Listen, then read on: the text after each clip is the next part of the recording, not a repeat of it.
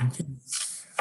Welcome everyone to this meeting of the Health and Government Operations Committee bill hearings. Let me provide you with a list of the bills in the order in which they will be heard. In first, House Bill 257, then House Bill 301, House Bill 327, House Bill 344, House Bill 272, concluding with House Bill 183. House Bill 228 has been withdrawn. House Bill 228 has been withdrawn. So we will begin then with House Bill 257 and the sponsor, Delegate Key. Delegate, please. Thank you. Thank you, Madam Chair, Vice Chair, and the wonderful members of the HGO Committee. For the record, I'm Delegate Lily Chi, here to represent HB 257, which is about data collection of employment discrimination in state and local governments. HB 257 requires that the county offices of civil rights or equivalent agencies to annually collect and report data on employment discrimination to the Maryland Commission on Civil Rights. And it requires the Maryland Commission on Civil Rights to include such data and the trend analysis, as well as policy recommendations in its annual report to the General Assembly and to the governor. This bill passed the House last year, but didn't have time to be voted on the Senate side. So thank you very much for your work and support last year. HB 257 is needed because as Maryland becomes more diverse as a state, we want to make sure that our state and local governments look more like the people we serve and are culturally competent and aware in everything we do. The Maryland Commission on Civil Rights currently only have access to data on workplace discrimination from the state government agencies. By requiring information sharing between the state and counties, we can better understand the trends and share best practices. In particular, this bill requires data reporting from 6 largest counties in Maryland, which are Montgomery, Prince George's, Baltimore County, Baltimore City, Anne Arundel, and Howard. Together, they make up over 70% of the state's population and over 90% of all immigrants. Because this bill requires, among the data sets collected, the country of origin of the person making the complaint of employment discrimination. So by limiting to just top 6 counties, it would make more practical in data collection. This bill has 0 fiscal note at either state or county level. The current offices of civil rights at the county level and the state Maryland Commission on Civil Rights can do the job without extra resources. And we also have just 1 technical amendment on the last page so that counties without a civil rights office could designate an equivalent agency to do the work. And I know you have received the several favorable written testimonies, including one from the Maryland Commission on Civil Rights itself, NARO Pro-Choice Maryland, and the Legislative Latino Caucus. And I want to make a last plug that this year its cross-file on the Senate side has already passed the Senate, at the full Senate. So with that, I urge you a favorable report, and thank you very much. Thank you, Delegate. Are there questions from any of the members of the full committee? As you know, please indicate with the sign in your reactions. There being no questions, that concludes the hearing on that legislation. Thank you very much. Thank you. Next is House Bill 301, Delegate Shetty, Estates and Trusts, Maryland Revised Uniform Anatomical Gift Act revisions. Delegate Shetty. Thank you so much, colleagues. Really appreciate the opportunity to be with you today. Thank you for the opportunity to testify in support of HB 301, which will clarify that under Maryland law, if an individual expresses a general intent to be an organ donor, their gift may be used for research and education in addition to transplantation and therapy. This is a bill that this committee heard at the end of our truncated session last year, but we just ran out of time. When an individual makes the life-changing gift of organ donation, there are 4 possible uses: transplantation, therapy, research, and education. If the individual signs up on the Donate Life Maryland registry, they are automatically signed up for all 4 categories. However, 90+% of people register at the MVA, including myself. I just renewed my license this week and I just made sure I was registered there. So under current law, that's deemed a gift with general intent, which under current law is only allowed to be used for transplant or treatment. If a deceased donor is deemed eligible to donate their organs posthumously, the organ procurement organization must determine if the donor signed up at the MVA or the registry and then distribute the gifts accordingly.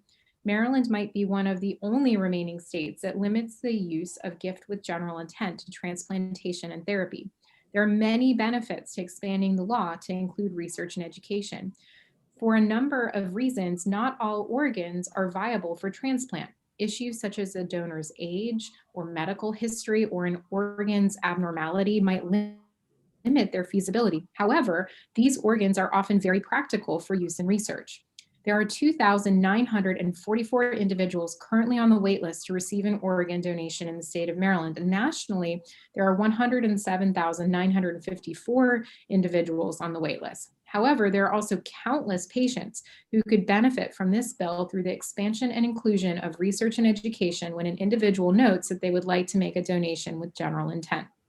Colleagues, during the 2020 bill hearing, members of this committee raised some concerns about the need to possibly grandfather individuals currently registered via the MVA process.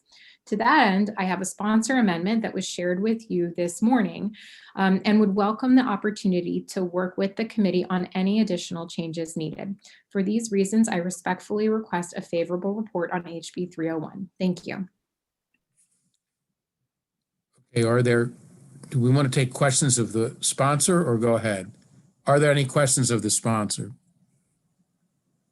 What does your amendment specifically do? Has that? So we circulated it to the committee, but the amendment grandfathers individuals who are currently registered with the MVA system so that they are still eligible to donate for research and education purposes or for transplant and therapy. And then when they come to renew their license, for example, they'll have the opportunity at that point to reconsider if they want to be eligible for all 4 categories. Okay, thank you. Seeing no further questions, we'll move on to the people who are signed up to testify orally. That there are 3 people, Lisa Spicknell, Karen Kennedy, and Bear Isaac Meyer. So if those 3 people in that order could please testify. Good afternoon. My name is Lisa Spicknell, and I'm the Executive Director of Donate Life Maryland. Donate Life Maryland is the state-authorized nonprofit responsible for managing the organ, eye, and tissue registry here in Maryland. We work closely with our partner organizations, the Living Legacy Foundation and the Washington Regional Transplant Community, to spread awareness of organ donation and the registration process in Maryland. Today, we are here in support of House Bill 301. As stated, the state's current language does not reflect current practices in Maryland or throughout the United States. Delegate Shetty explained the bill in detail, and I'd just like to share a few key additional points. Regarding distribution of gifts, as written, the current statute does not reflect the current state of the donation process and can cause unnecessary confusion to the public and for donor families. Since the inception of the 1968 Uniform Anatomical Gift Act, the model language on which this statute is based, numerous aspects of the process have evolved. We want to ensure Maryland is evolving with the current practices.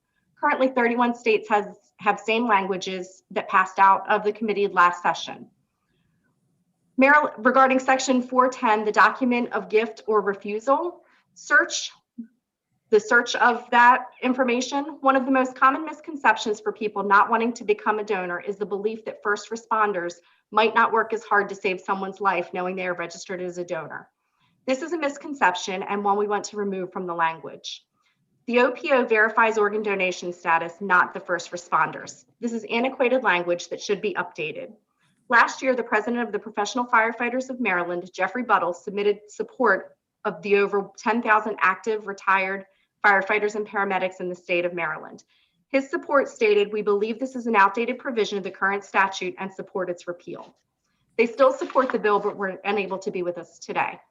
On behalf of more than 3,600 Marylanders awaiting life-saving organ transplants, we'd like to thank you for your continued support.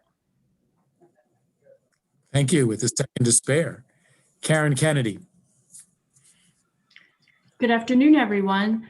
Chair, Vice Chair, members of the committee. My name is Karen Kennedy. I'm the Director of Education at the Living Legacy Foundation and here testifying in support of House Bill 301. Our organization is the CMS, Centers for Medicare and Medicaid Services designated organ procurement organization for most of the state of Maryland. Our colleague organization, the Washington Regional Transplant Community, serves 3 Maryland counties, Prince George's, Charles, and Montgomery counties. Together, our organizations have the privilege of working with acute care hospitals and transplant centers throughout the state to coordinate all aspects of organ, eye, and tissue donation. And we especially have the honor of supporting families in Maryland who, at a time of incredible loss, so generously provide the gift of life to Marylanders in such great need. And that brings us before you here today. Delegate Shetty and Lisa have expanded on the reason that the congruency is so important for transplant research, medical education, and therapy. And I just want to highlight 2 additional or complementary comments to that. As Lisa mentioned, since the inception of the model legislation under the Uniform Law Commission, much has changed. I'll point out 2 things. Very much enhanced in terms of the extensive public education that is provided throughout the state about organ and tissue donation and what the scope of those gifts mean to ensure that Marylanders making a decision have the best information possible. And especially enhanced in terms of the now extensive and comprehensive services provided by family service specialists who work very closely with donor families throughout the process, before, during, and after, to ensure that there is clarity about the scope and intent of those gifts. And I'll close with the words of a donor mom, which exemplify this. Understanding the many ways in which my daughter could make a difference in so many lives, in so many ways, brings me a level of solace and comfort, but actually mostly pride as we try to live with our senseless loss. Thank you for the opportunity to speak. Thank you. Isaac Meyer. Mr. Chairman, members of the committee, Isaac Meyer, Compass Government Relations, on behalf of Donate Life Maryland, and in light of the time and your very long afternoon, me too. That's very welcomed. Are there any questions for any of the individuals who have testified? There being none, that concludes the hearing on that bill. The next bill before us is House Bill 327, Delegate Adams, State Finance and Procurement Retainage Proceeds. Delegate Adams. Thank you, Vice Chair and committee members. For the record, Delegate Chris Adams presenting House Bill 327. This bill is a reintroduction from last year where we are attempting to put a timeline, a firm timeline on when retention proceeds are to be paid.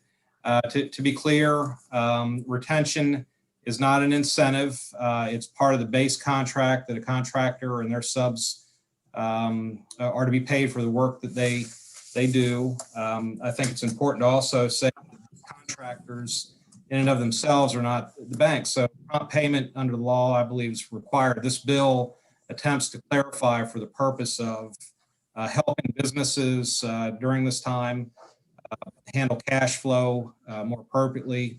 Let me just say, most commercial contracts, by the time you get done paying taxes, overhead expenses, labor costs, margins are normally about 5%. So this retainage number ends up being, for most contracts, the profit that they're due to receive on the job. In some cases, you're going to hear a testimony and waiting months, if not years, to receive payments. And so the bill, as it was introduced last year, is asking the committee to ask basic questions about should we be paying undisputed amounts on contracts in a timely fashion. The way the bill's been fashioned, we do recognize that workmanship's important, that the owner does have to have leverage when work's not going appropriately. And so under contract that the owner can have with the contractor, they can further define what they mean by undisputed amounts and and also the the date of substantial completion. So I'm sure you would like for me to stay brief. The subject matter, I think, was brought up last year, and how about if I stop there, and I'll be glad to answer questions and of the committee. Are there any questions of the sponsor? Delegate Saab. Thank you, Mr. Chairman. Delegate, I got a quick question regarding the 90 days, because I've had some constituents have reached out to me in the past also and indicated that they've been waiting months. So I guess the question is, why? I'm sure you're trying to be pragmatic and offer the 90 days, but shouldn't it be lower than that? Because 90 days is still a long time when contractors, they've already paid their subs, and it's creating a lot more financial strain on them. Right. So the rationale behind retainage, first off, you have to accept the fact that retainage is not an incentive. It's not a carrot to be hung over the contractor to get work done. It's money that's held by the owner to protect their interest for workmanship. Quite often, problems with jobs might not happen right at the minute the work's completed. You may have the need for the contractor's representative or an architect to walk through a job, punch list items, but make no mistake about it, 90 days is a recognized number when you're doing contracting. That number and that date is acceptable because you, at bid date, know what those obligations are. The problem is that when a small business engages in a contract like this, and it's not 90 days, because for whatever reason, the owners decided to hold the money for far longer than that, and they base their decision on this idea of retention being held for reasons that may not have anything directly to do with the subcontractor. And so what we're trying to do is give the contractor under the law some control and discretion over how quickly monies get paid. And right now, I believe there's some testimony that's going to share with the committee that would be otherwise. So does it happen on every job? No. But what I would say, Delegate Saab, is that as a rule, most contractors know when they get into these projects that at the end, there happens to be this 90-day period, and it's generally for workmanship and making sure that the owner's whole. Thank you. Delegate Johnson. Delegate Johnson. Thank you, Mr. Chairman, and thank you, panel, for coming to explain this bill to us. I am familiar with the retainages and how that works with the last payment, and they do get held up sometimes for weather purposes. Things they can't do in the winter, and they have to wait till it gets warm weather to finish up. But have you thought about sometimes when they hold this money, it's a lot of money, but the amount of work that has to be done is just a little bit of work that is left, but they're still holding all of the money. So have you thought about releasing percentages if that certain work is done and there's only a small bit that has to be done that has to wait for weather or any other reason? So Delegate Johnson, the way this works in the contracting world, let's just say we have a $1 million contract. I'll keep it simple. 50% of the job is done. Normally, you can requisition the owner for 50% of the project, less the retainage, so they hold the retainage back. And so there is progress payments that happen during the process of a job. So just think of it through the lens of this long, maybe 1 year time frame where you're dispersing out to a contractor $1 million, maybe a 20% at the front, 20% during progress, and so forth, on and so forth. But at the end of the job, make no mistake, there's this 5% number that exists, or say $50,000, and that's the number that we're having some issues with, and we're trying to resolve through legislation. So in your scenario, I think that what happens here is you have contractors that do get paid according to progress, weather related. And just as an aside, we passed this under the real property article a few years ago for private contracts. So this bill applies to obviously the state entities. And the rationale was the same with private contract as I'm trying to pass for the state, which is that prompt payment is a good business practice, and that I believe I'm trying to resolve an issue that is outstanding. Thank you. Thank you, Mr. Chairman. Thank you. There being no further questions of the sponsor, we'll proceed to the witnesses in the order in which they signed, well, their alphabetical order: Bruce Bariano, Ike Casey, Champ McCullough. Mr. Bariano. Good afternoon, Bruce Bariano on behalf of ACE. In strong support of this legislation, would like to thank Delegate Adams for putting in this bill. It's an extremely important bill, very pragmatic, very practical, particularly in this economic COVID world in which we are living in. You are correct, we're just dealing with state contracts. The private sector was legislation passed and which is already in law. And we're talking about retainage. Now, undisputed retainage, and that undisputed retainage would be defined by the individual contract. So the parties have the opportunity in their contract to determine what consists of undisputed retainage. And I just point that out to Delegate Johnson. There's that opportunity under the bill and in the contract for the parties to deal with some of the factors that you brought up in terms of what would be undisputed retainage. We're talking about subcontractors, and my clients are subcontractors in the individual trades, and you will hear from some witnesses about that.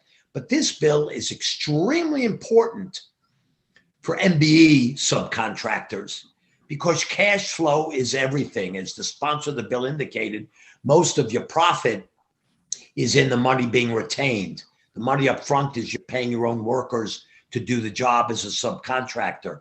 And for minority, women-owned, veteran-owned, African-American-owned, the whole MBE process, you need to get a cash flow. And so this bill would be extremely helpful to guarantee that and really help MBE subcontractors as they are developing their businesses and maintaining their existence. Thank you very much. Would urge a favorable report. Thank you. Thank you. Mr. Casey? Thank you, Delegate. My name is Ike Casey. I'm the Executive Director of the American Subcontractors Association of Metro Washington. But I'm here representing the Alliance for Construction Excellence. As Bruce has said, we are 1,200 subcontractors hiring about 57,000 employees throughout the DMV. And these subcontractors have good jobs and provide excellent benefits. And they build most of the large buildings in Maryland.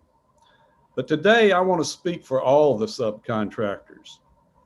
Large contractors, small contractors, some are very successful, some are struggling, but all need to get their retainage within 90 days. And as Bruce said, this is a cash flow issue.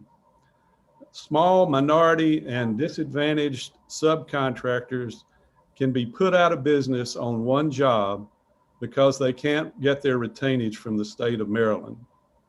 And as Delegate Adams has stated, the margins are low in construction, but there's a great opportunity there for small construction contracting businesses to go into business because it's easier to get into this business in some instances.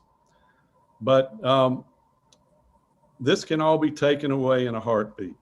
Now, 90 days is plenty of time for a state agency to develop a punch list and to have it completed so that the retainage can be paid. I agree with Delegate Johnson that 90 days is really too long, but that's the industry practice because we've always had subcontractors being the sub, the lower.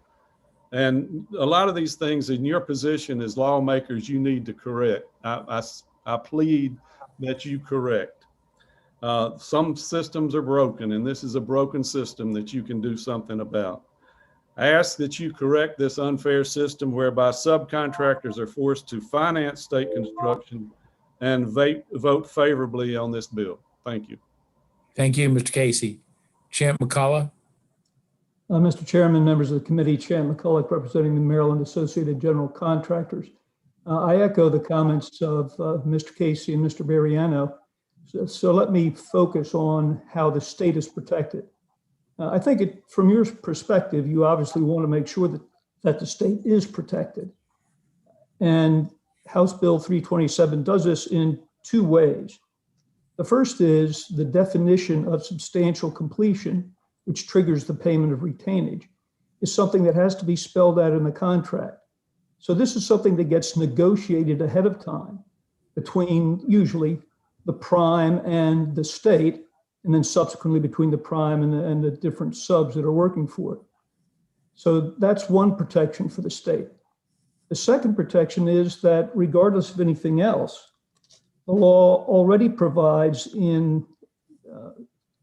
for the state to withhold any money in any amount that it deems necessary to protect its interests. The only requirement is it's got to be specific. This is the issue, this is how much is involved, and this is why we're going to withhold this payment. So I think that from the state's perspective, its interests are fully protected.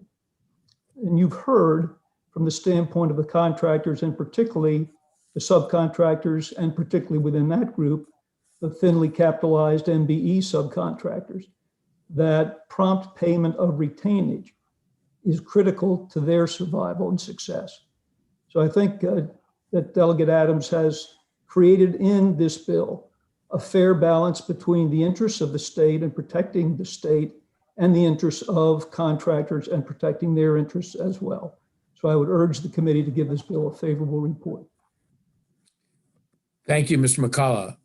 Are there any questions from any members of the committee? Yes, Delegate Hill. Thank you. Mr. McCullough, I'm particularly interested in your testimony because I agree with the purpose of the bill. Can you just elaborate? Why is the contractor not the one passing on to the subs if there's still a punch list that hasn't been created? I'm confused about how we can make sure, how the state makes sure that the subcontractor completes the punch list if it's really the contractor who's negotiated, and why aren't they paying within 90 days and then dealing with the state separately? Let me make sure that I'll posit the situation and you tell me if I got your situation correctly or not. Okay. You know, you're at a point where the job is substantially complete. And your question is, why is there delay in the subs receiving payment from the general? Is that correct?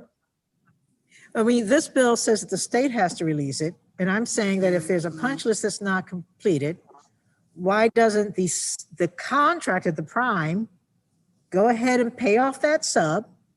Because they're the ones who have influence on whether they finish that punch list or not. And the state can release some money. I'm trying to figure out how we make sure that the prime does their job when they don't negotiate directly with the state. So the state's releasing the money, but they negotiate with the prime. Yes, that's correct. Your point is well taken. In many cases today, generals will pay off the subs entirely, even though the general hasn't received payment from the state. And they do this primarily because they're dependent on subs and want to keep the good subs willing and eager to do business with them as the general contractor. As far as individual punch list items, you know, that's going to cover a number of areas potentially. I mean, some of it could be drywall related, some of it could be electrical related and so forth. So that the subs will have to be the ones actually doing the work. When their work is completed, then there's no reason for the state to be withholding payment to the general for that portion of the work. And so the general will either pay off the subs in advance in his own self-interest, or will pay off the subs as soon as they've completed whatever's on the punch list. All right, thank you. Okay, thank you. Delegate Krebs. Thank you, Mr. Chair. I just wanted to give you an opportunity, I guess Champ could answer this, or someone. In the letter of information from EGS, they gave two specific examples of how they feel this could harm them, and I wanted you to just address it. At one, it said at substantial completion of a construction project, there's typically some minor work to be completed by the contractor. This can include touch-ups to previously completed work or small portions of work that do not affect the main issue of the project. The work is typically undisputed and still necessary to the successful and full completion of the project, even though it's considered minor. And so that's one example. And the second example was if a project with landscaping was substantially complete in the winter, the state would take occupancy. but the landscaping would not be completed till spring. The remaining landscaping is undisputed, but if the legislation passed, the state would be required to pay the amount even though the work was not complete. And they basically say the contractor may not pay for effort to complete the remaining work if there's no financial incentive. So in those two situations, how would you ensure that the work would get complete? Let me take the last one first, if I may. That's where the provision in existing law that the state can withhold whatever amounts it deems necessary to protect its interests would cover that landscaping situation. So, and the landscaper, they're going to understand that landscaping work of a certain type can't be done in adverse weather. And so that's built into their bid to the general in the first place. In the first instance, there's frequently a great disparity between the value of the punch list and the amount of retainage. The state certainly should be entitled to continue to retain the value of the punch list and not pay that out until it's completed. And that protects the state's interests without harming the contractors, general or sub, with respect to the much larger portion of the retainage, which should be paid out because there's no dispute. Okay, that answers it. Thank you very much. Thank you. I'm sorry, we only have one question for one member of the panel. That's our rule. Is there anyone else who has any additional questions? You have other opportunities to communicate with the subcommittee if it gets to that stage. Okay, thank you very much. That concludes the hearing. We will now proceed to House Bill 344, Delegate Corman, Open Meetings Act, requirements for state agency and local boards of election, the Maryland Transparency Act of 2021. Delegate Corman. Good afternoon, members of the Health and Government Operations Committee. I come before you today with the Maryland Transparency Act, HB 344. For the past several years, I've been before you with legislation that we've worked on a bipartisan basis. Particular shout out to Leader Kipke and Whip Shalega for a bill we worked on last year to add to streaming requirements to the Public Service Commission, the Maryland Transportation Authority, the 911 Commission, and the Maryland Stadium Authority. In prior years, the General Assembly has added the Interagency Commission on School Construction and the State School Board of Election to streaming to video streaming requirements. This bill tries to tackle it a little bit differently. Instead of having a bill a year and work for Chair Rosenberg every year, this bill attempts to basically integrate into the Open Meetings Act more comprehensively the concept of video streaming our state board and commission meetings. Now, obviously, we're in a period now where everything is done via Zoom, where this actually turns out to be a little bit easier than people might have thought it was a year ago, though once we get back to doing things in person, it gets a little bit more complicated again with webcams and all of that good stuff. But the bill before you would essentially put into the Open Meetings Act the requirements that meeting materials be posted 48 hours in advance for those following at home. They can sort of see what's being discussed. Obviously indicate on an agenda when a closed session is anticipated. Those would not be live streamed. Put out that web streaming of the meeting. And then do some other things related to the meeting minutes, which are partly born of the experience that the Senate sponsor, Senator Kagan, and I have had watching the State Board of Elections enact a sort of an older version of this legislation. And then importantly, creates the Open Meetings Act Compliance Board as an enforcement mechanism. So as I said, this would really put the idea of live and recorded video streaming of meetings for all our state sort of boards and commissions into the Open Meetings Act. There have obviously been a few concerns raised. I'm sure this committee in particular is attuned to some of the concerns raised by maybe some of the health occupational boards. We want to try to address those concerns. We want to make sure our definitions are tight enough and we're being sufficiently flexible to not cause large unfunded mandates.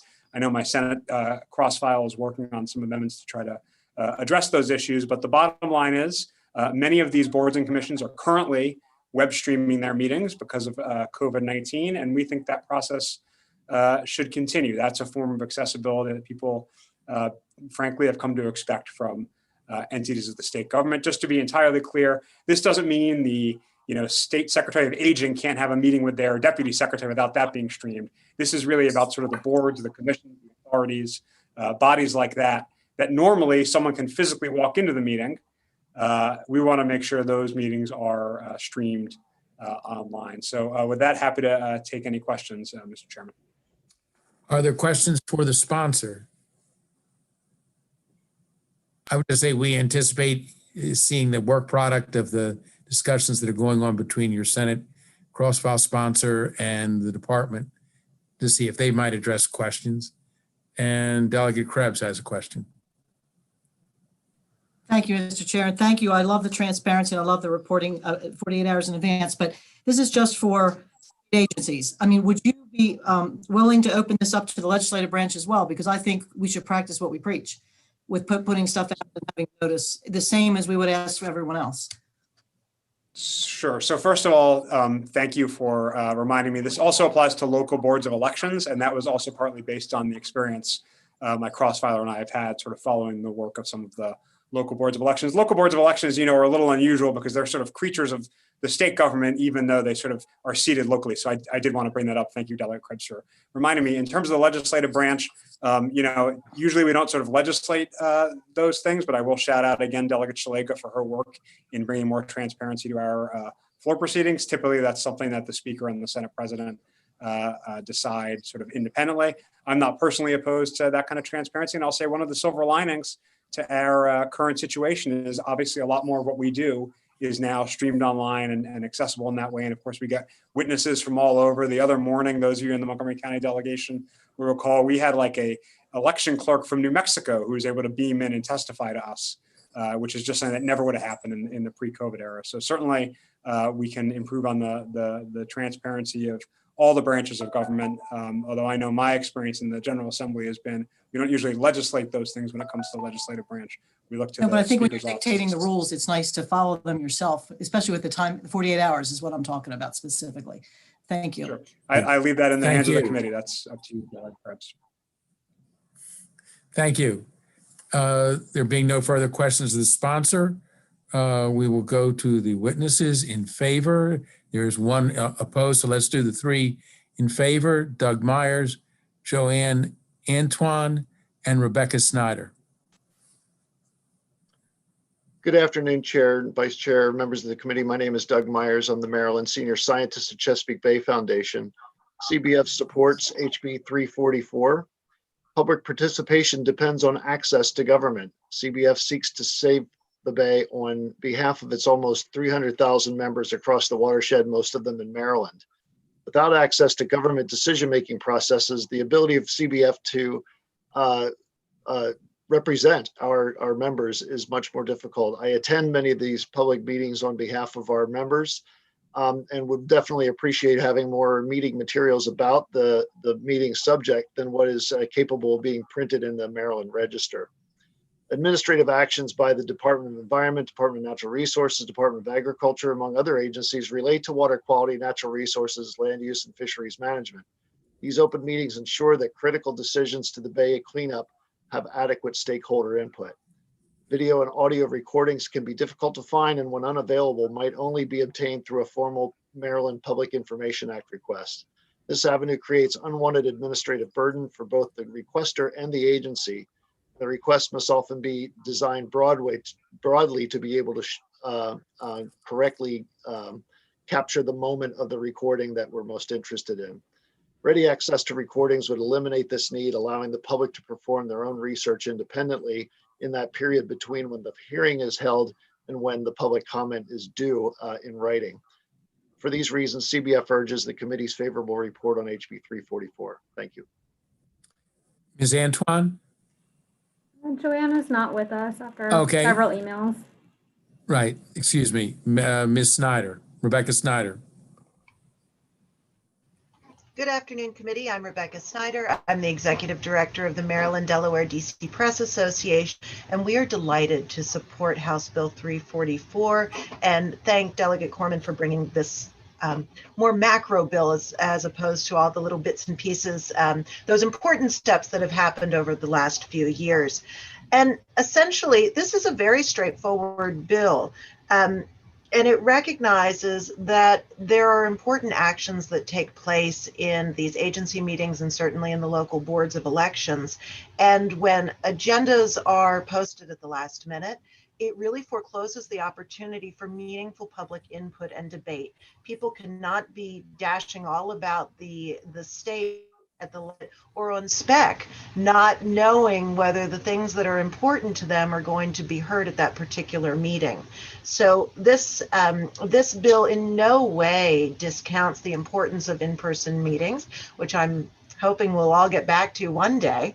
But it adds another area of transparency and accessibility that I think is important for the public and by extension to the press in our watchdog function. And so this allows people to make better decisions about where they choose to attend meetings and what they need to weigh in on. And I urge the favorable passage of this bill. Thank you very much. Thank you, Ms. Snyder. Are there any questions for the two witnesses who've just spoken in favor of the bill? Seeing none, we will thank you very much. And we will proceed to the witness in opposition, Candace Robinson from the Department of Health. Ms. Robinson? Yes, good afternoon, Chair and committee. My name is Dr. Candace Robinson. I'm the Executive Director of the Maryland Board of Audiologists, Hearing Aid Dispensers, and Speech Language Pathologists. Thank you for letting me speak on behalf of 14 boards, which includes my own Board of Pharmacy, Nursing, Dental Examiners, Physical Therapy Examiners, Examiners in Optometry, Massage, Chiropractic, Dietetic, Acupuncture, Podiatric Medical Examiners, Board of Professional Counselors and Therapists, and Examiners of Psychologists and Social Work. We do believe that the Maryland Transparency Act, we have some concerns that would put administrative, fiscal, and personal burdens on the health occupations boards and their volunteer board members, which already comply in a more than sufficient manner with the Open Meetings Act. First, the need to post all agenda 48 hours ahead of schedule is not always feasible. All meeting materials is not defined in this bill, and it could arguably include draft documents such as regulations, policies, et cetera, that wouldn't be typically disclosable under the Public Information Act. Additionally, our board building at Patterson Avenue is very antiquated, and even our current Wi-Fi system is very poor. It would need to be completely rewired, which could be over $100,000 to do that. In addition to the many rooms that we would have to install streaming, video for $1,500 each, and the $300 a month upkeep for all of those systems. And some of our boards are generally funded.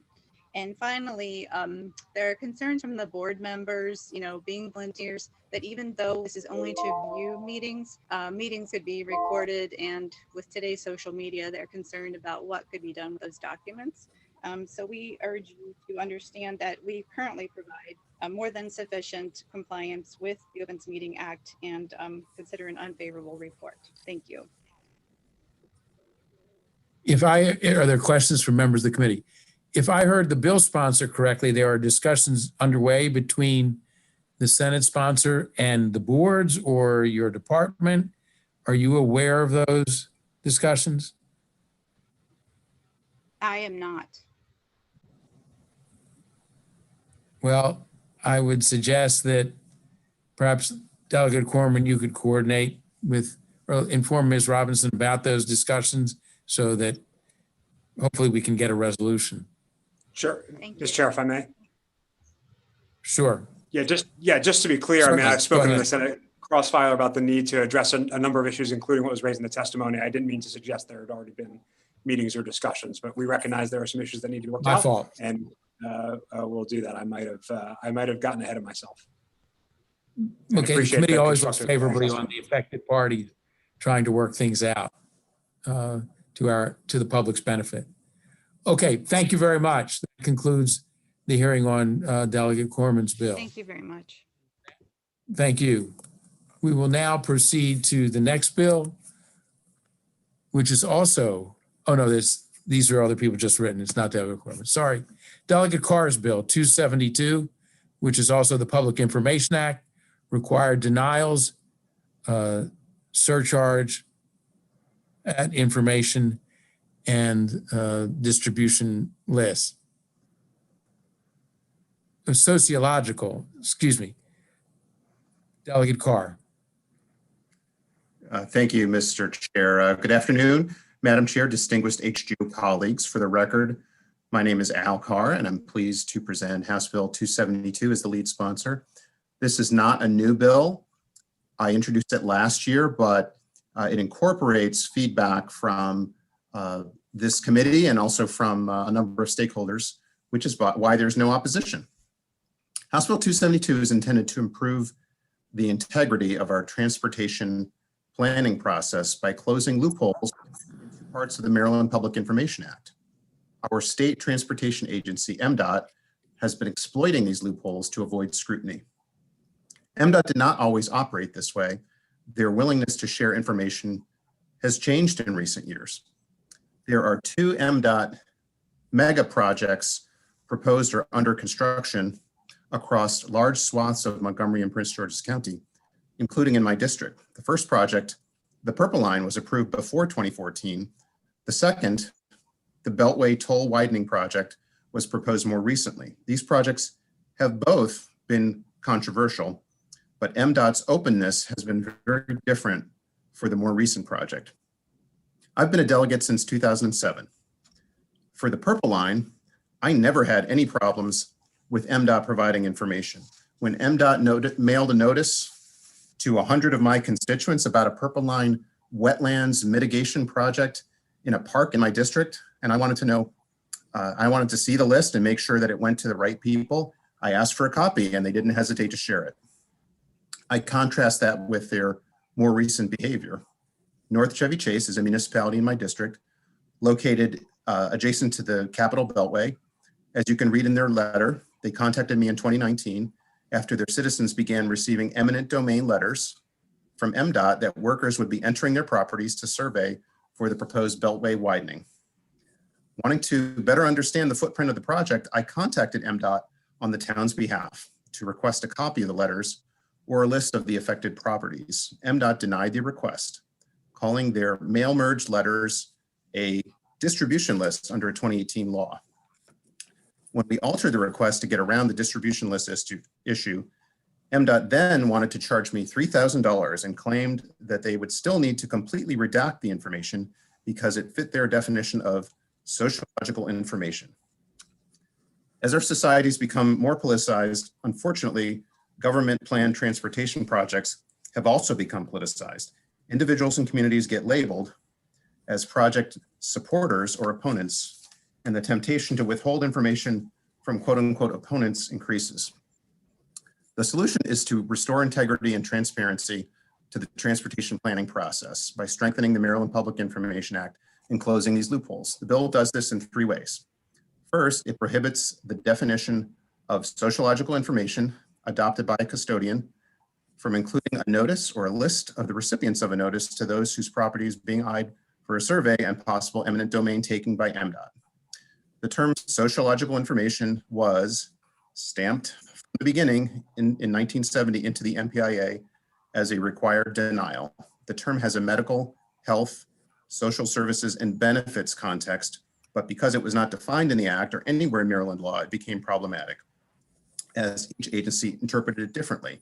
In the early 80s, the General Assembly tried to address it by allowing each agency to define that term separately. In late 2014, MDOT quietly enacted a regulation requiring blanket denial of a personal address by defining it as sociological information. This overly broad definition does not access with the common sense meaning of the term. Second, it clarifies that a distribution list, as defined in the Act, does not include such a list of eminent domain survey notice recipients. It also provides for the redaction of distribution lists when appropriate, instead of an outright denial. This fixes a loophole in a 2018 law that was intended to protect people who signed up for county or municipal newsletters from spammers, not to keep secret the footprint of a transportation mega project. And thirdly, because sometimes you need a belt and suspenders to keep your pants up, it grants members of the General Assembly acting in their legislative capacity the right to such a list of eminent domain notices. I look forward to working with the committee and the subcommittee on House Bill 272 and ask for your favorable report. Thank you, Delegate Carr. Are there any questions of the sponsor of Delegate Carr? Seeing none, Rebecca Snyder, the only witness signed up for oral testimony.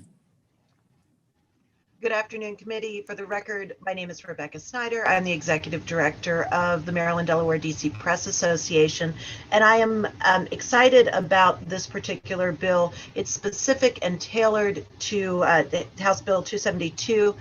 It is specific and tailored to focus on a real-world situation that agencies that Delegate Carr has experienced, and really showcases what agencies are doing to shield information. This is part of sort of a broader overreach, which we'll hear in subsequent bills, to really deny information that the Public Information Act would intend as available. So this these three instances really work against the overly broad application of sociological information, and we believe that this bill will rectify that overreach and encourage a favorable report. Thank you. Any questions of Ms. Snyder?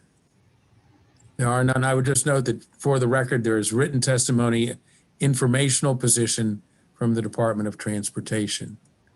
This concludes the hearing on House Bill 272. House Bill 183, Delegate Learman, Public Information Act, revisions, the Equitable Access to Records Act. Delegate Learman.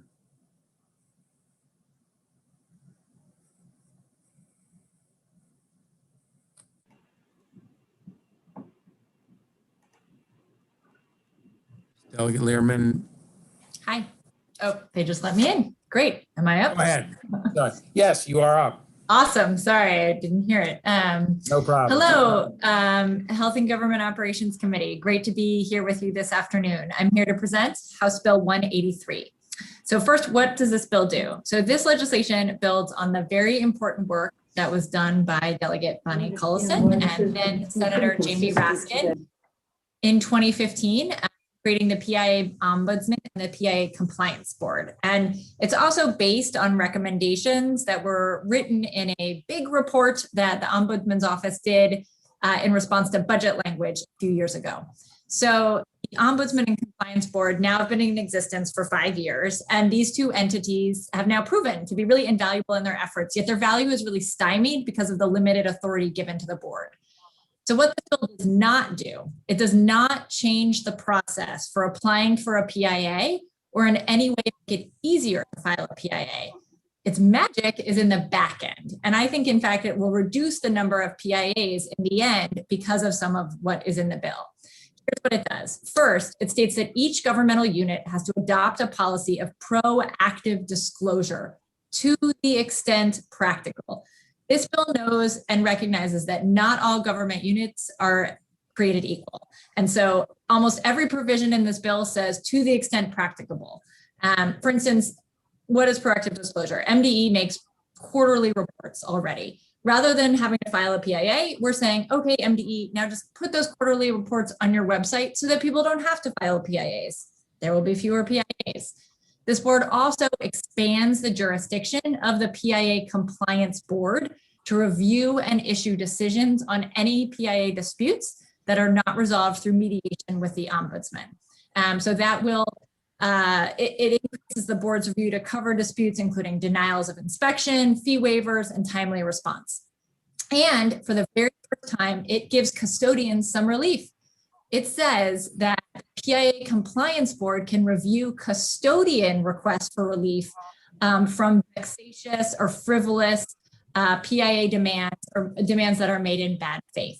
And finally, it just asks governmental units that are covered by the PIA to publish an annual report on their website, if they have one, to the extent feasible, just to tell us how many PIA requests and responses they have. So there's a little bit more transparency about what's happening in PIA world.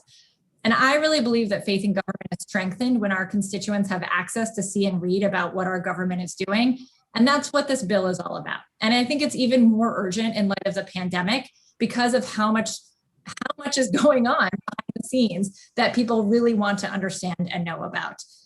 Our democracy absolutely depends on an informed electorate, and no electorate can be informed without access to public government information. This is a common sense and low cost solution that's broad enough to meet, the biggest demands and the smallest demands, and it's not a one size fits all. It tries to keep it general so that there's flexibility for the various governmental units that are covered. It's a common sense and low cost solution that I believe is critical to improving citizens' trust in government and our democracy. So I ask for a favorable report. Thank you. Are there any questions for the sponsor? Yes, Delegate Belcastro, followed by Delegate Lewis. Thank you, Mr. Chair. Delegate Learman, I see that this allows for custodians to get some relief from vexatious filers.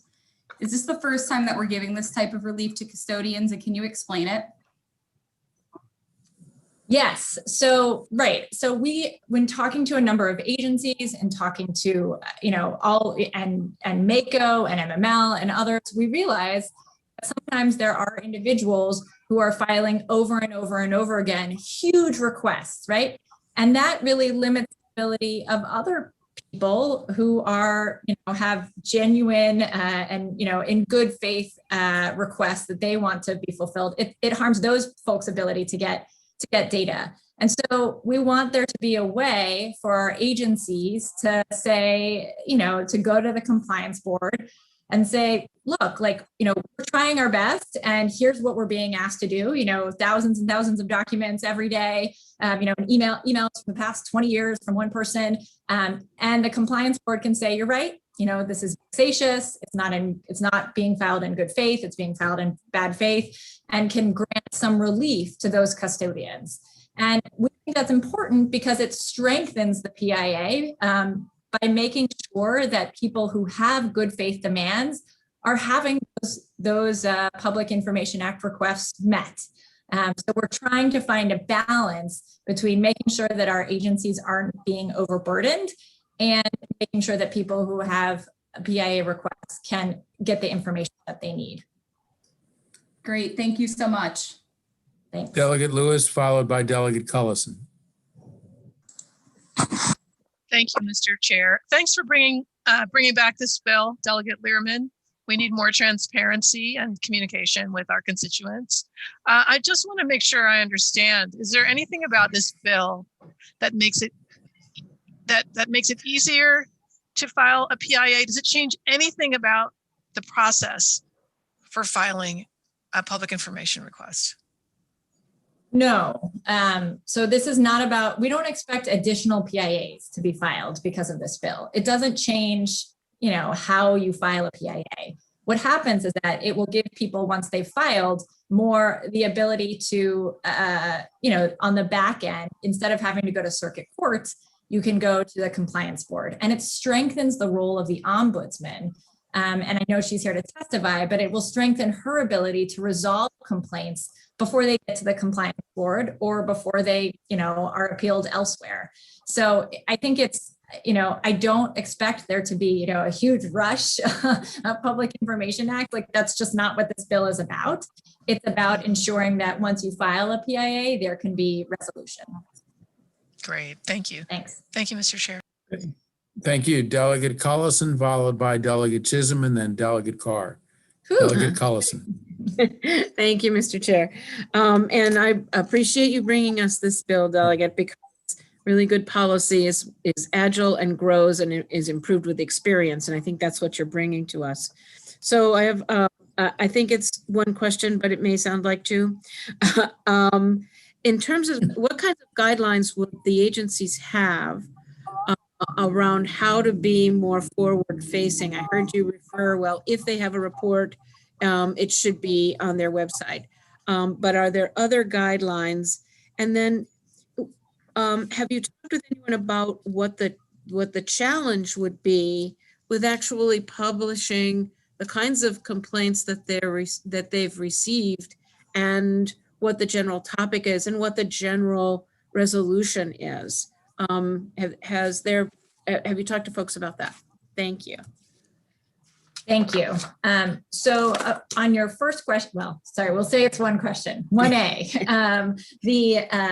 The policy of proactive disclosure, that's in one of the first page, on the first page of the bill. We tried to keep it flexible, right? We wanted, if we narrowed it and we said exactly what it meant, then it would fit for some people and not for others. And so we try to keep it flexible, but just the word proactive means that you don't have to always request things. And this isn't for, they're not, the agency's not gonna proactively put emails between, agency members up on its website, right?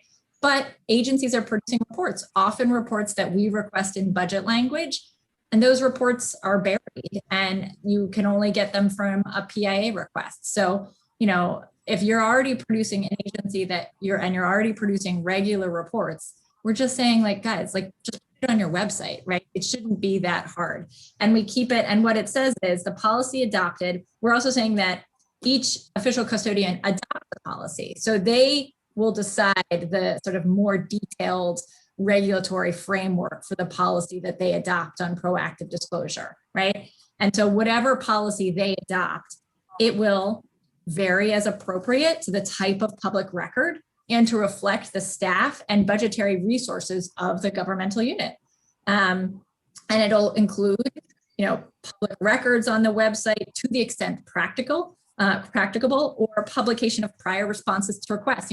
If something big happens, I don't know, there was a contract through DGS or, PPE of some sorts, and there were multiple PIAs being filed for the same thing over and over again. We're saying, if you can, you should adopt a policy of just putting that on your website so that you don't have to keep responding to PIA after PIA after PIA for it. You can just say, go to this link. It's there, or people can just find it. So that's the proactive disclosure piece. I think the other piece you were asking about is about the reporting. And, I think this is really important because, so first of all, right now, most agencies track or know how many PIAs they've received because they take the time to do it and they have a log often. So we're just saying we want to have a little bit more transparency about how many PIAs different agencies are receiving and how many they're fulfilling. That's a little bit of what that kind of reporting is, what the PIA Ombudsman did a few years ago in her report for the executive branch agencies, looked at all, got those metrics from all of the agencies.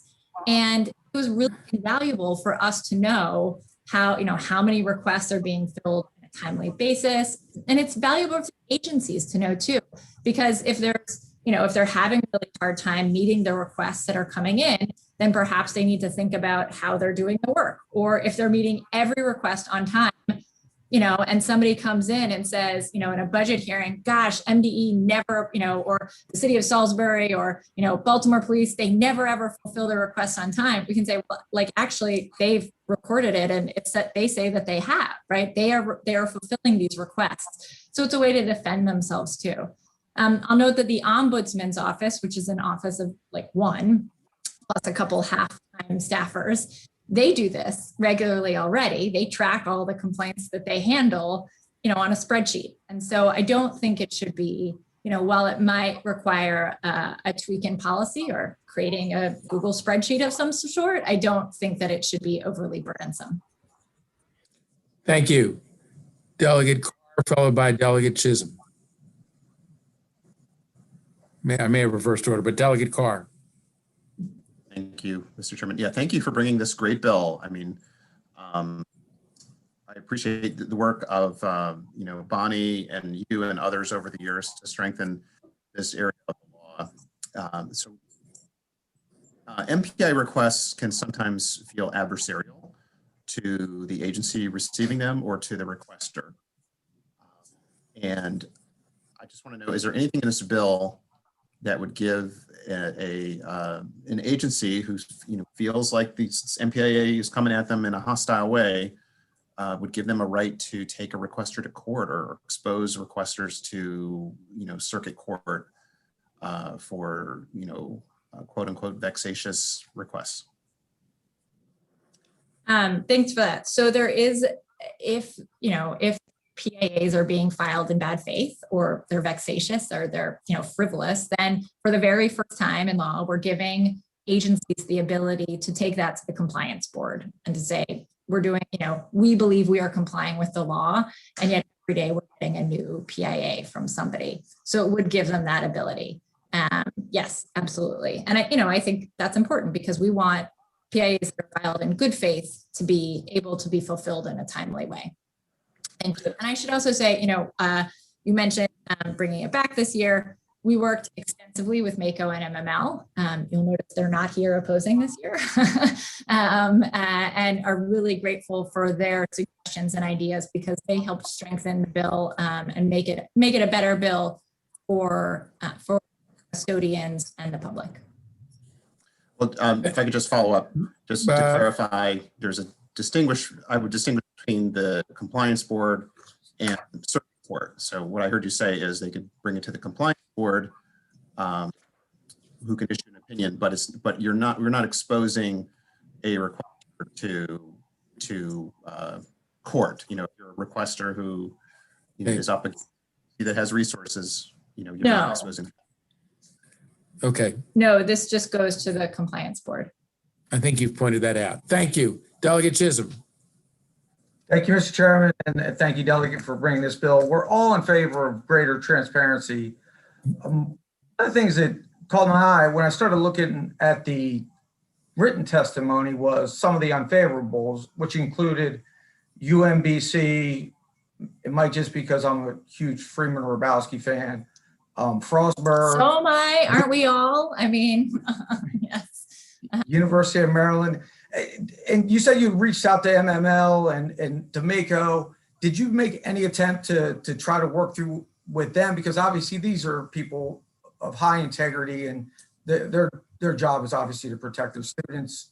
And I'm sure, they're strapped physically sometimes as well to be able to meet these PIA requests. So I was curious on what your interaction with them was.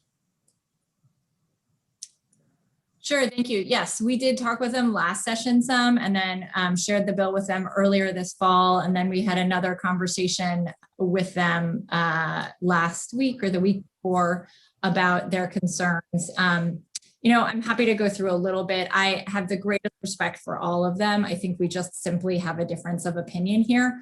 I'll say first, no one will file. I think they believe that they'll be overwhelmed with complaints, and based on the data that we have right now, I just don't see how that will be the case. So no one will be able to file a complaint with the board, right? They think they're going to have all these complaints that go to the board, but nobody can file a complaint straight with the board. First, you have to go through mediation, right? And that is, based on a very detailed review of our caseload. We don't expect there to be, of their caseload, of the Ombudsman's caseload, we don't expect there to be a huge number of those cases. So just so you know, under 5% of all matters for the Ombudsman are from any of the USM schools, under 5%. Some schools have never brought a matter to the Ombudsman. And that's good, right? It means they're figuring it out on their own, right? They don't need the mediation. And the Ombudsman's office has worked with only 5 of the UM campuses in the past 5 years. And over the past 5 years, all but one of them have averaged less than 1 matter per year, with multiple years when they don't come to the Ombudsman's office at all. And this bill says you can't go to the compliance board unless you go through the Ombudsman first. So, I have a huge amount of respect for the council at UM schools. I tend to think that their fears about giving the board expanded jurisdiction are fears about the unknown. They have a comfort with the system now, and I respect that, but I don't believe that their fears are founded based on the actual hard data that we have right now. Excellent. Thank you. Thank you, Mr. Chairman. Sure. Thank you, all the members who've asked questions. We'll now proceed. Thank you, Delegate. We'll now proceed. I believe there are 5 people who wish to offer testimony in support. Lisa Kirshner, Angela Herron. The next, Joanne Antoine is not here. Darren Wigfield and Rebecca Snyder. In that order, please. You each have 2 minutes. Ms. Kirshner. Good afternoon. Thank you very much for the opportunity to comment today. Thank you, Madam Chairman, Madam Vice Chair, and committee members. I know this has been a very long day for you. I'm going to do my best to be very, very brief. As you know, I am the Public Access Ombudsman. It's a position I've held since the program first started in 2016. And my main job is to try to help agencies and requesters resolve disputes that come up under the Public Information Act, all kinds of disputes. Since we opened, my office has handled a little over 1,100 mediations. Those are full-fledged bilateral mediations. And most of those matters, not all of them, but most of them are initiated by requesters. In addition, we've handled something over 700 separate requests for assistance that have come to us mainly from agencies, not exclusively, but mainly from agencies. So we're quite a busy program. I'm not going to repeat matters that are in my written testimony because I really tried to set out in that written statement the reasons why I believe House Bill 183 is a very important measure to improve the PIA. But 2 observations I will offer quickly. One is the PIA is about records. Of course, it is about records and it is about access, but it is much more about people's lives and how state and local government impact their lives. If you want to see what is important to people, read their Public Information Act request. And if you want to know something about the quality of the interaction, that's something I see quite a bit. And I know this bill is aiming at improving. To the delegates' previous questions, one of the big impacts of this bill is that I expect it to basically triple my success rate in mediation. And I say that based on my case data. Right now, overall, I have about 25% of my matters where both parties go away happy, problem solved. But there's a subset of those matters that are referred to me by the PIA board. And those are matters that have issues in their jurisdiction and in mine. In those situations, they come to me often and say, would you try mediation first? My success rate there is 75%, 75%. I fully expect that that additional leverage to help resolve disputes by mediation will continue if this bill is passed. Thank you very much. Thank you. Next witness. Hi, thank you. Hello, I'm Angela Herron. Thank you for the opportunity to testify.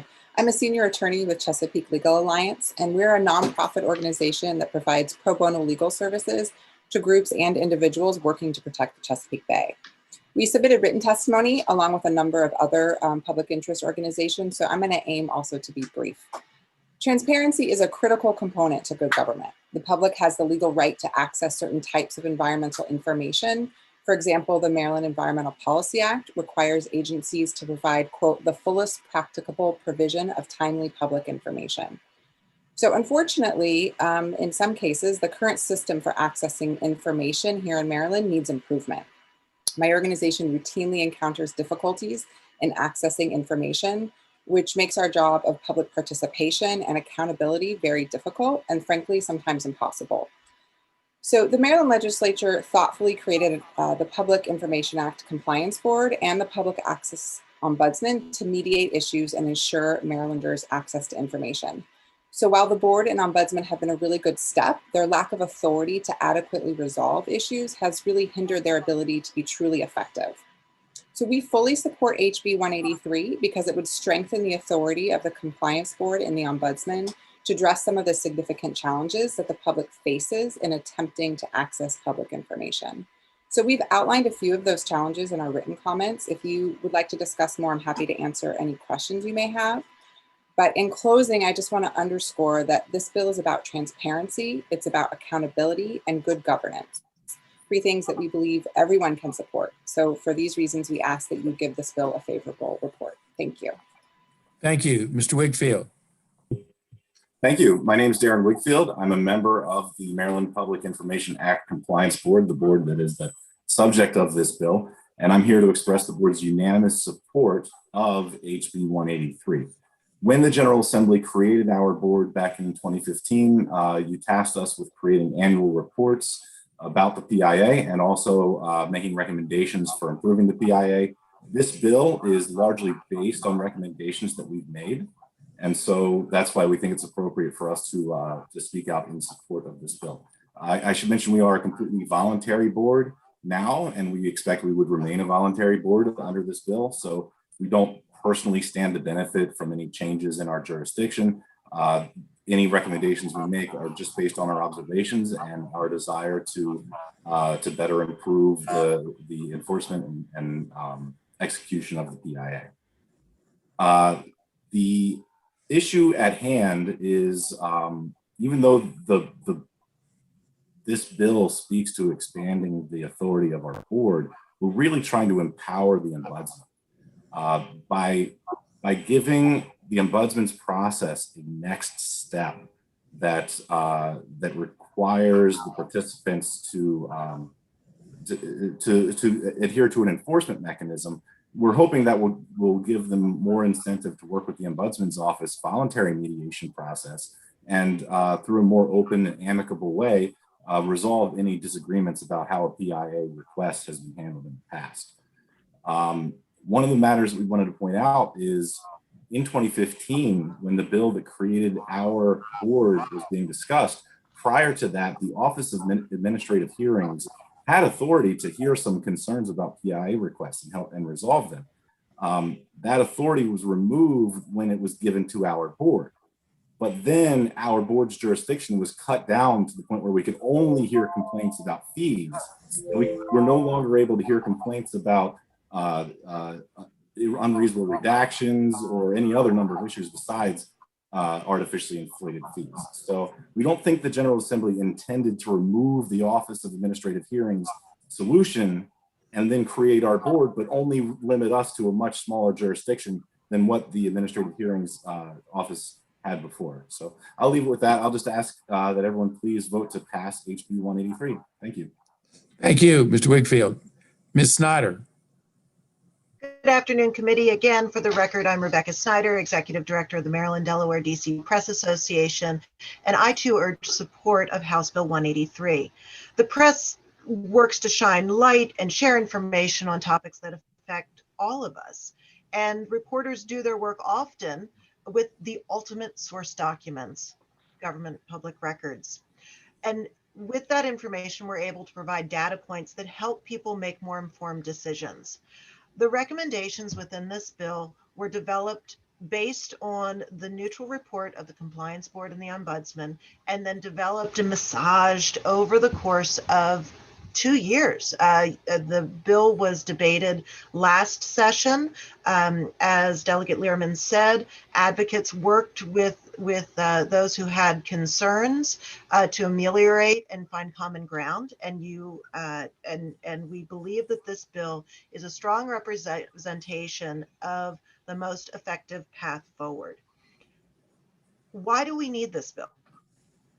In short, citizens need more equitable access to government information. Right now, if someone disagrees with the custodian's decision, they have to go to court. The custodians hold all the cards, and these reforms are a logical next step to fulfill the promise of the PIA. Reporters share their experiences, and we hear obstacles about broadly applied exemptions, delays in fulfillment, exorbitant fees, and just a simple refusal to respond.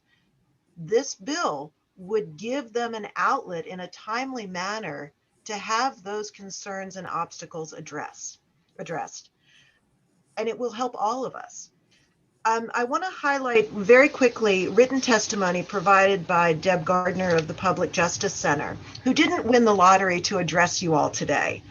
She has, her staff sent an identical sample PIA request to 40 county, and I know I'm out of time, and agencies across the state. And 43% of those agencies completely ignored the request. If that's indicative of how well this is working, change needs to happen. So I ask you to stand with us to shift the culture around the PIA to ensure more equitable access to all, and vote favorably on House Bill 183. Thank you. Thank you. Are there any questions of the witnesses who have testified in favor of this legislation? Chair, seeing none, we thank all of you very much, and will now proceed to the witnesses in opposition. Christopher Tkasik, apologize if I've mispronounced that. Lawrence Wright, Sherry Sampson, and Derek Coley. In that order, please. Good afternoon, committee. My name is Christopher Kasich. It's been mispronounced repeatedly. That's okay. Thank you for the opportunity to address and oppose Bill 183. I'm the Public Information Act contact for UMBC, where I worked for 25 years. I'm also an alum of UMBC. I'm an attorney for the university, and in addition to PIA, I'm responsible for in-state, out-of-state residency determinations, as well as all contract negotiations for the university's student affairs issues, and I sit on our behavior risk assessment team. I've submitted written testimony in opposition to this bill, and I refer you to this writing for more substantive explanation of our concerns, but we'll highlight a few of these issues here. I believe strongly in the PIA and the transparency brings to government. I've been a requester on a number of occasions, and so I've experienced both sides of the PIA. And UMBC is proud of the PIA responses under the current PIA and has had very limited need to attend mediation or go to court due to our responsiveness. However, I believe that this change that's proposed will dramatically, under Bill 183, will dramatically, due to the unlimited expansion of jurisdiction of the Ombudsman and PIA board, will alter the number of times we were called before those two groups. Compliance with the proposed changes, I projected, will cost UMBC $375,000 in the first year alone. I'm convinced that our time spent responding to unrestricted complaints to the Ombudsman and the board will detrimentally impact our service to the public. But our concerns extend beyond costs and expanded jurisdiction. I'm extremely concerned with the vagueness of the bill's requirements and the vagueness surrounding the discretion granted to the board to overrule the agency's record custodians. I understand this bill grants this voluntary board control over the university's records, and I'm not confident that the board is versed in the applicable federal and state regulations that we comply with routinely. Regarding the reporting requirements, it's unclear to me how collection of these metrics and publishing the annual report will actually respond to the bill. The bill is simply not drafted to achieve the goal of efficient, cost-effective resolution of PIA disputes. Thank you for your time and consideration. Thank you. Next witness.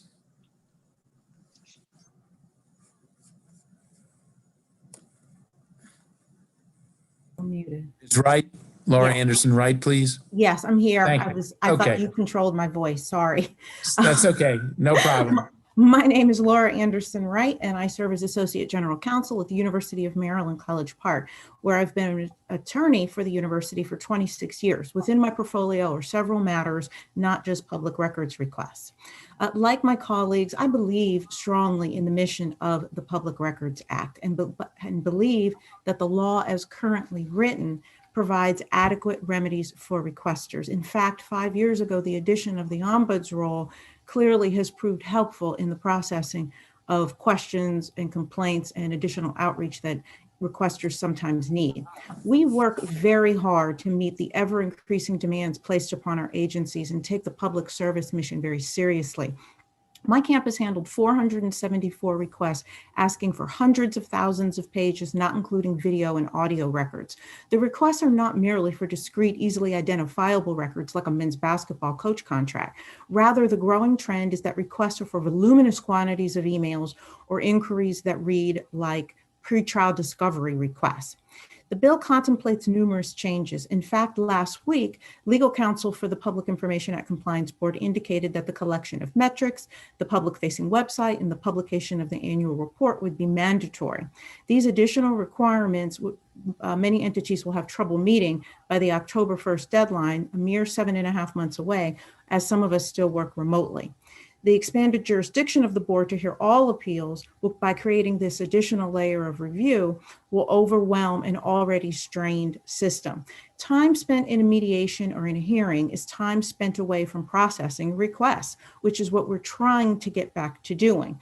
The bill will divert attention and resources from the law's primary purpose, the efficient and fair processing of public records for all people and not just a few. The College Park campus is looking at $775,000, not including benefits, to meet this. I've talked with my colleagues at K through 12 schools, and they have the same fears, which are not merely unfounded. They are not fears about the unknown. And when you're on the front line, it's very, very different. I urge an unfavorable report. Thank you. Next witness.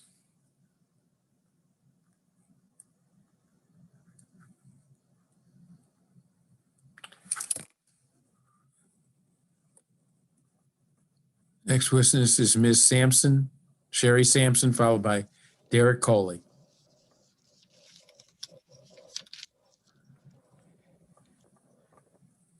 Ms. Sampson, are you with us? Yes, I am. Can you see me? Okay. Yes, please, go ahead. Sorry for the mix-up. Excellent. Thank you.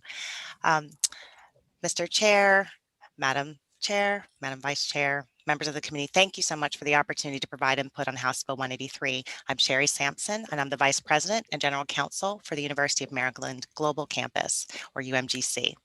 First of all, I just wanted to say that, of course, UMGC supports the principles behind the intent of this bill, as well as the Public Information Act, in terms of providing and promoting access, transparency, and fairness, and the need for Maryland citizens to be able to have an effective and efficient means to resolve PIA disputes with state agencies outside of the courts.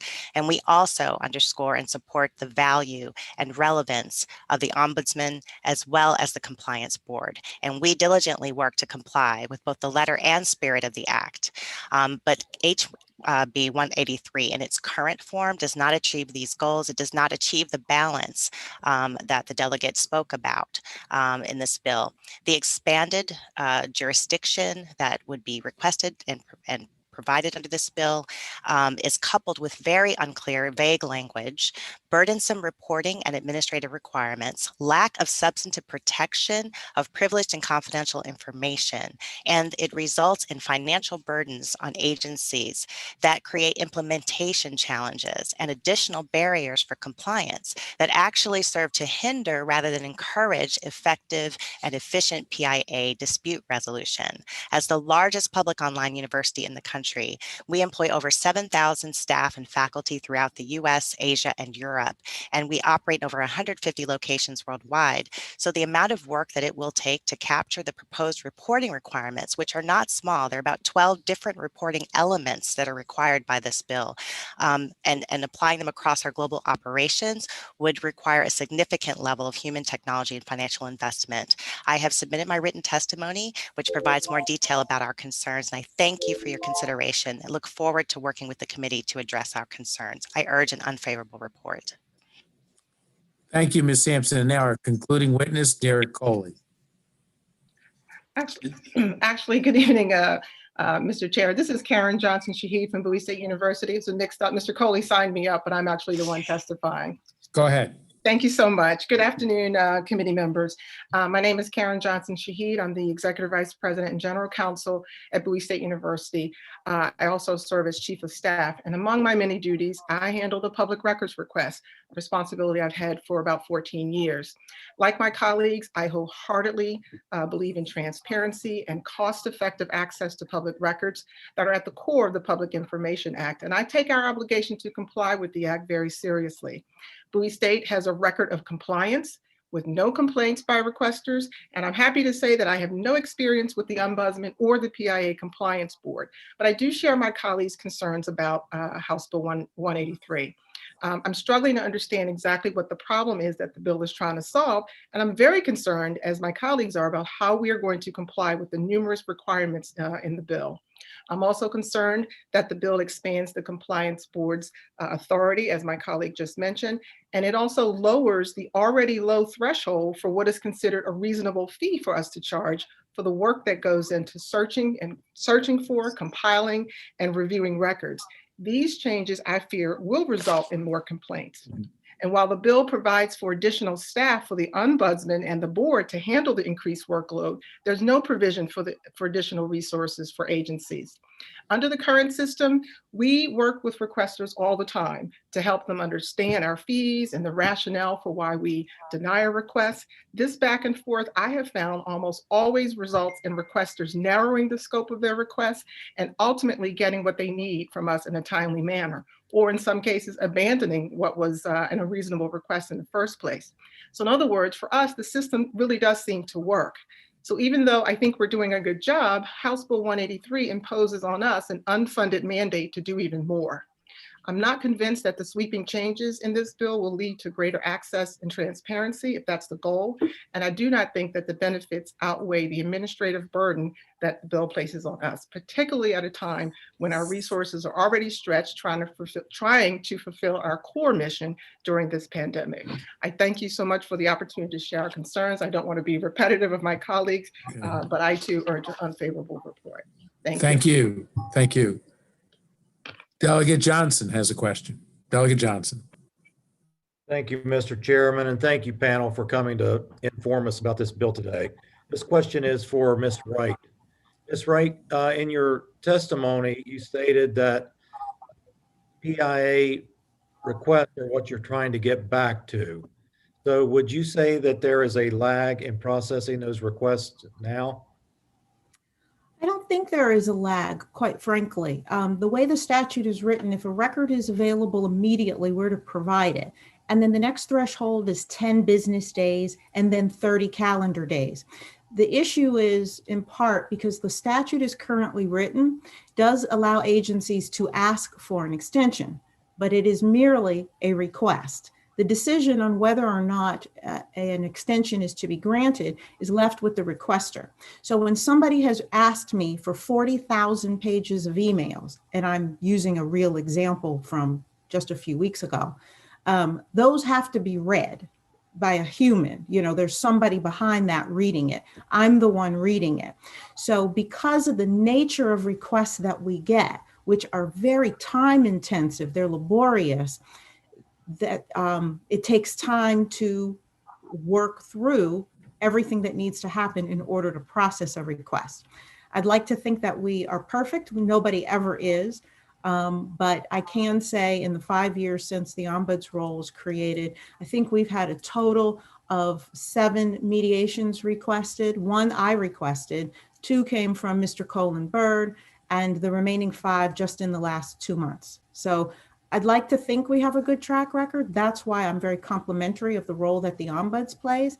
I just also think with our constituency on a college campus and the eclectic mix of records that we have, it is very difficult to try and work with requesters sometimes with trying to streamline, more narrowly tailor their requests. We often have good luck, but when you ask for a decade's worth of emails between 10 people with no keywords, that takes a lot of time. All right. Thank you very much. Thank you, Mr. Delegate Cullison.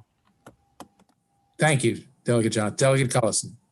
Thank you, Mr. Chair, and thank you all for being here today. I do have a lot of questions, but I only get to ask one. So I'm going to ask Ms. Wright this question.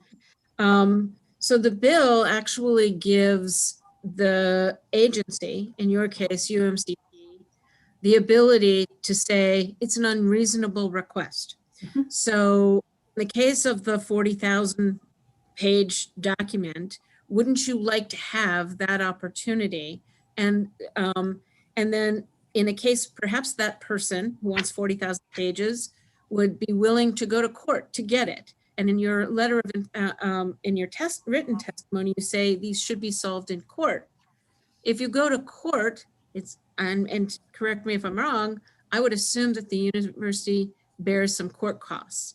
So wouldn't it be cheaper to have these kinds of issues resolved in the, through the Ombudsman and the Compliance Board, as opposed to having to go to court on those, even if they're just a few? Sure. So I had to actually look up to understand what a vexatious, frivolous request might be. The university received 378 requests from one person in a 2.5-year period. It was completely clogging the system. Now, each request was not extensive. They were asking for very discrete documents. It was the volume of requests that became problematic because it was making it not fair for other people who filed public records requests. In that case, I honestly don't think that requester would have fallen under the definition as seen. He would likely have been able to make the case that he should be able to access those documents. One proffer that I did make that was dismissed actually last week when I made the attempt and did so a year ago is, in addition to the remedies that are listed here, I asked for a third one where the applicant would actually be barred from filing a request for a set period of time. And I don't know if that's something the sponsor is willing to entertain, but I offer it again. I'm happy to entertain it. I don't remember that request. I don't think it ever reached you. I'm glad you had a conversation offline. with my government relations person earlier. Never got to you. Okay, that can go on offline, please. Thank you, Mr. Chair. Thank you. Thank you, Delegate Lewis. Thank you, Mr. Chair. Thanks to the panelists for your feedback. Delegate Cullison stole one of my questions. Oh, that's fine. I'll ask another. I believe it was, and forgive me, I could have this wrong. I believe it was Ms. Sampson, or it was one of you, good folks, who said that the bill was vague and unclear and too difficult to parse. And so my question was, are you willing to work with the sponsor to make the bill more clear and less vague? So this is Sherry. I did mention that, and absolutely, we would be willing to work with the sponsor. There were a number of areas. For example, the sponsor brought up proactive disclosure. We'd asked, just for clarification about what does that exactly mean to be proactive. We have asked other elements of this bill to have clarification about what they mean, even to the extent practicable. It seems as though it's discretionary, but it's actually not. The way the language is written, it's mandatory. And so there are, a number of other areas within this bill that we would be happy to work with the sponsor to try to clarify, so that we know how best to implement this. The committee is always responsive to the parties involved seeking to work things out and then presenting their resolution, hopefully to the subcommittee or the full committee, whatever the case may be. So thank you. That's very encouraging. Are there any further questions of these witnesses? Seeing none, that I believe concludes this hearing and concludes the hearings for this afternoon. Is that, since there's the last bill was withdrawn? We adjourned. So we will, I believe we are, unless the chair make any announcements. No. Okay. You're all free until, well, their caucus is